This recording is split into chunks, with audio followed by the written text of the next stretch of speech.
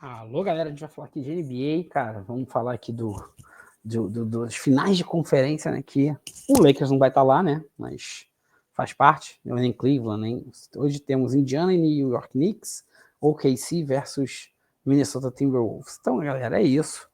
Vamos falar aqui, vamos dissecar o máximo possível esses confrontos, o que vai acontecer, sendo que tiveram duas vitórias. Uma virada impressionante do Indiana, que está fazendo... repetindo isso várias vezes, né? Fez isso contra Cleveland e agora já começou na série fazendo contra a equipe do Knicks. E do outro lado você já teve a vitória do OKC contra o Timberwolves, né? Então vamos lá, vamos soltar a vinheta e vamos falar sobre NBA.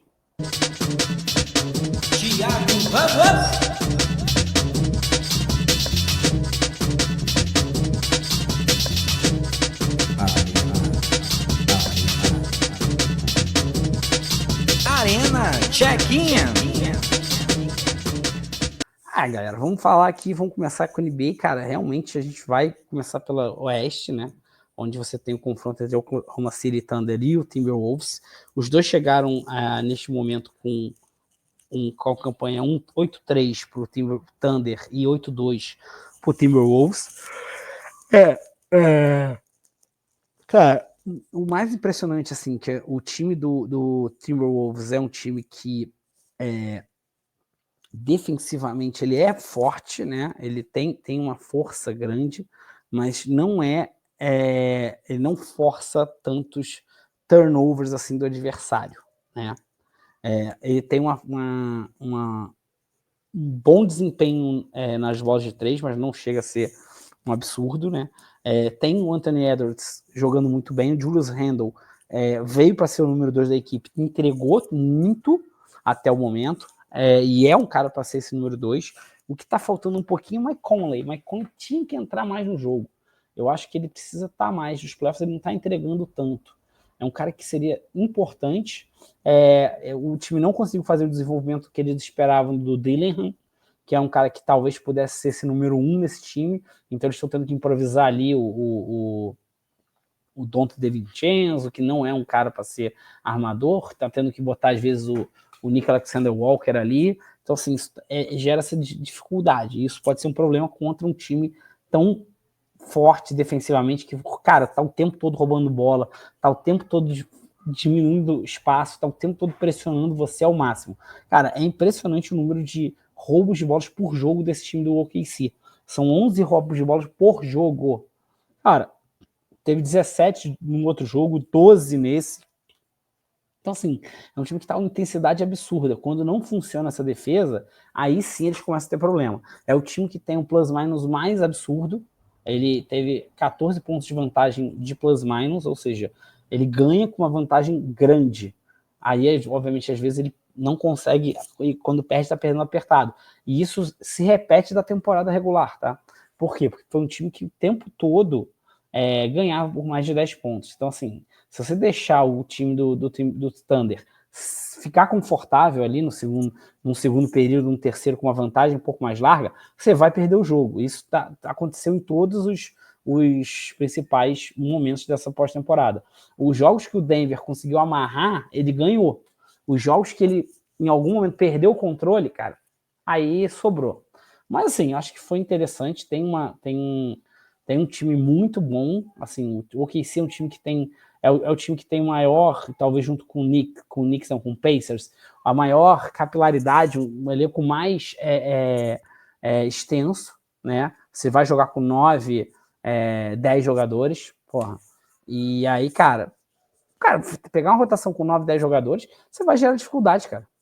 Você vai gerar problema. E aí foi isso. Você entrou com Casey Wallace, Isaiah Joe, o Caruso, o Kenrich Williams e o Wiggins. Então, assim, chegou a ter 10 jogadores. Bom, pelo menos 9 jogadores jogaram 10 minutos ou mais, 12 minutos ou mais. Cara, enquanto que, por exemplo, o time do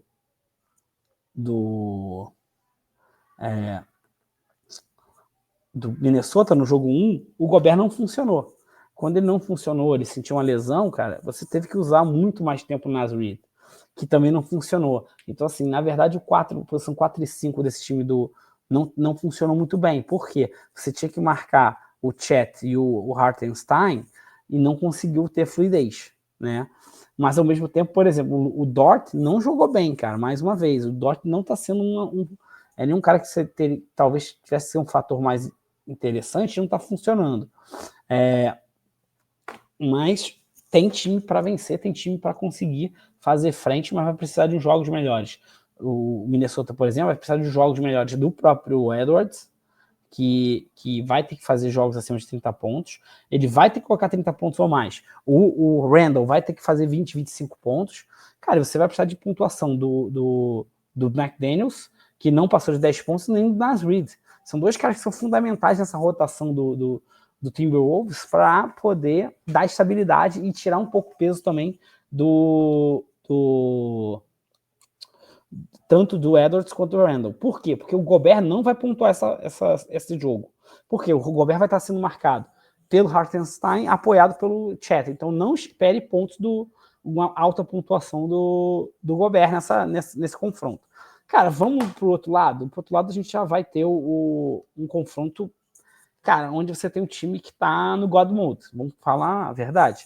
Esse time do Indiana tá jogando demais. Esse time do Indiana tá com 50% de field goal, 40% de bola de 3. É um time que está funcionando muito bem. Por quê? Porque e assim, tem quase 30 assistências por jogo.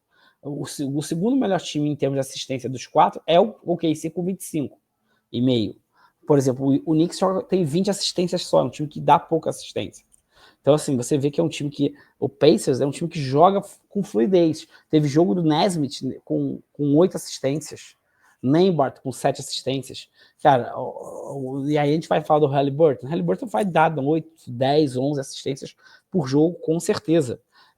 É um time que realmente tem essa força. A questão o Knicks também tem uma força defensiva grande. O Knicks tem como vencer essa série. Para mim, vão ser duas séries muito equilibradas. Eu acho que o Oklahoma tem um pouquinho de vantagem, podendo fechar em 4-1 ou 4-2, mas a série do Indiana e Knicks, para mim, vai ser 4-3 ou 4-2. Vai ser aquela coisa pesada. A questão o Indiana vai precisar defender a área pintada. Para quê? Para evitar, por exemplo, uma maior participação, para reduzir um pouquinho a infiltração do Knicks. Porque se o Knicks conseguir rodar a bola e infiltrar, é o que o Knicks quer. E aí vai ser muito importante ter a marcação do Siakam, do Miles Turner e até do Obi Toppin. O Obi Toppin vai vir do banco e vai ter uma função muito importante aí nessa rotação. Só que assim, eu vejo que o Knicks precisa ter mais bancários. Cara, e esse é que pode ser o grande problema para esse confronto. A falta de banco do Knicks. Você tem os 5 caras iniciais, o Hart não é um cara que pontua muito, então isso também é um ponto negativo em relação a ele. O Bridge teve jogos com baixa pontuação. Para quê? Porque senão você vai precisar de 30 a 35 pontos por jogo. E o Brunson, ele é capaz de entregar? Vai precisar de 25, 28 pontos do Cat. Cara, mas o Cat, por exemplo, tá se demonstrando até um cara melhor do que a gente esperava. Ele é normalmente aquele cara meio sem sal, ele tá se dedicando, tá buscando. Mas assim, você vai precisar do OJ Anunoby pontuando mais. Na verdade, assim, 4 jogadores vão ter que pontuar pelo menos 15 pontos, na minha opinião, para o Knicks vencer. Anunoby, Cat, Bridge e Brunson, óbvio. Se fizer 35 pontos, o Brunson, ele pode ter o Bridge fazendo 10, Anunoby 8. Por exemplo, se fizer 60 pontos, Anunoby 60 pontos com a dupla Randall Brunson, aí sim você pode ter esses caras fazendo 12, 15 pontos, que aí vai chegar a 85 pontos, 90. Por quê? Porque a defesa também é um ponto frágil do Pacers. Eles cedem muitos pontos. Então essa coisa vai ser importante. Pontuar vai ser importante para o Knicks, né? Mas vai ter que cuidar mais da defesa para evitar essa pontuação alta, que é um forte da equipe do Pacers, né? Que dentre os times, no playoff, o time que tem maior média é o Pacers, seguido pelo Cleveland. Um tem 119,5 e o Cleveland, mesmo eliminado, fez 119,4. Então, assim, esse é o ponto. eu acho que marcação vai ser importante para o Knicks. O Knicks precisa de um apoio dos bancários e o Pacers tem que continuar essa rotação impressionante com o Mathurin, com o Obi Toppin, com o McConnell, cara. O McConnell é um cara que é pouco valorizado, mas é um cara que entrega demais. Ele vai chegar, vai rodar a bola, ele vai poder, se der mole, ele vai infiltrar, vai botar a bolinha dele. Então, assim, tem que ter essa função. Cara, ontem o Payne entrou, fez 2 bolas de 3, mas, cara, é isso. Ele não é um cara que vai pontuar muito. Inclusive, o arremesso dele é feio pra danar, né? Então, assim, eu acho que é importante a gente ter essa noção, mas eu acho que vai ser uma série pegada como foi esse primeiro jogo, né? E, aliás, vamos falar que o Haliburton botou o jogo no bolso, que seja de 3, impressionante, cara. E não dá pro Knicks perder uma vantagem como ele perdeu, cara. Foi a primeira derrota que a gente vê de um time que estava com uma vantagem de 14 pontos, mais de 14 pontos, faltando 2 minutos e meio, 2 minutos e 50.